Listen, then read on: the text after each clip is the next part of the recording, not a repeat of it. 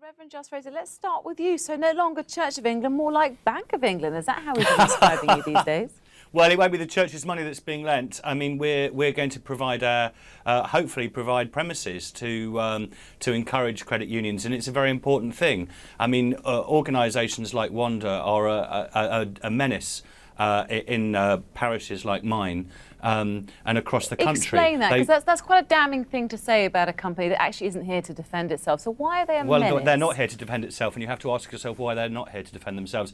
I mean, they charge 5,000% APR on some of their loans. That's the most extraordinary amount of money. They're trapping people in poverty. You have to understand that the business model of payday loans relies upon people failing to pay their loans back. 50% of their income comes from people who can't pay their money back. That's a shocking business model, because it's a business model that's premised upon people's misery and failure. It's a very popular business model, though, isn't it? And people know what they're getting into.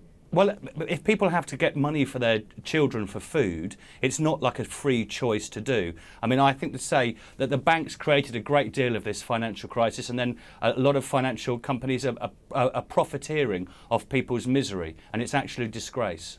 OK, I just have to say we have had a statement of sorts from Wonga. You're right that they didn't want to come and talk to us in person tonight, but they do say that they've been instrumental in helping raise industry standards. But we'll just park that one there for now.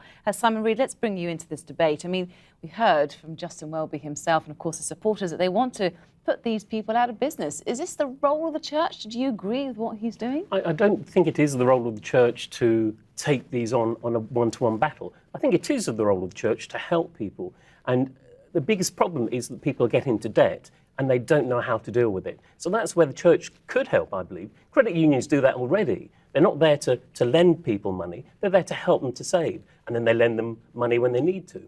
So I think the church could be more concerned with doing that side of helping rather than loaning money. That's a good point, isn't it, Giles Fraser? You should be there to give advice, not give out dosh.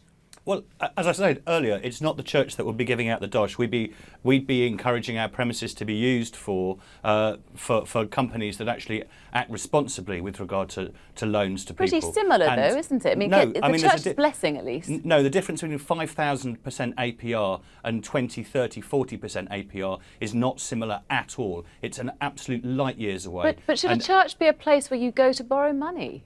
Well, I think there's nothing wrong with that, because it's practical help. I mean, if you recognise the curse that these places are, these organisations are on our high street, the misery that they create, then the church really has to do something about that. And it's there in the business of practically helping the people it's there to care for. And if it can do that by providing facilities for responsible financing on a small level for credit unions, which are a very good thing indeed, then absolutely right. I have to say, I'm extremely proud of the Church of England today.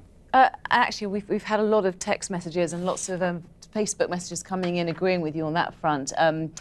Alicia Kale saying everyone should get involved. There's no need for companies to be like this. Karen Day saying it's about time that someone did this, I should say. Not sure the church, though, should be getting involved. But Simon, you're a financial expert. What do you make of payday loan companies? I mean, they've got funny names, haven't they? Wonga, Lolly. Wonga, do you take them seriously? They are not.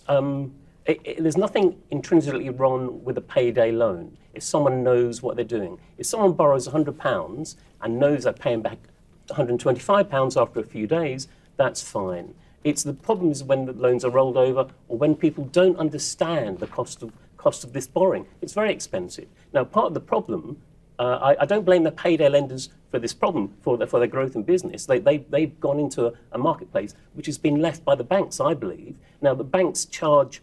If someone goes into the red, they still get charged £15 a letter. They get all sorts of other charges. So if you're talking about APRs, the average APR of a bank overdraft, when someone goes into the red without permission, is far greater than 5,000%. I suppose their one big attraction is that they offer to put the money into your account, Giles Fraser, 5 minutes after the loan's approved. I mean, the church is never going to be able to compete with that, is it? No, it's not. But look, I mean, this is not about the church turning itself into any sort of Wonga. What these organisations are. But Justin Welby has said he wants to compete these people out of business. Credit unions, and let's try and compete them out of business. Any way of getting them them out of business.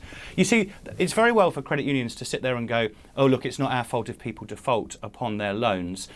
But that's how they make their money. That's their business model. 50% of their money comes in that way. If people didn't default on their loans, they wouldn't be making money. So actually the whole business is premised upon the failure of people to be able to pay their money back. So in a word, would you use them? In a word?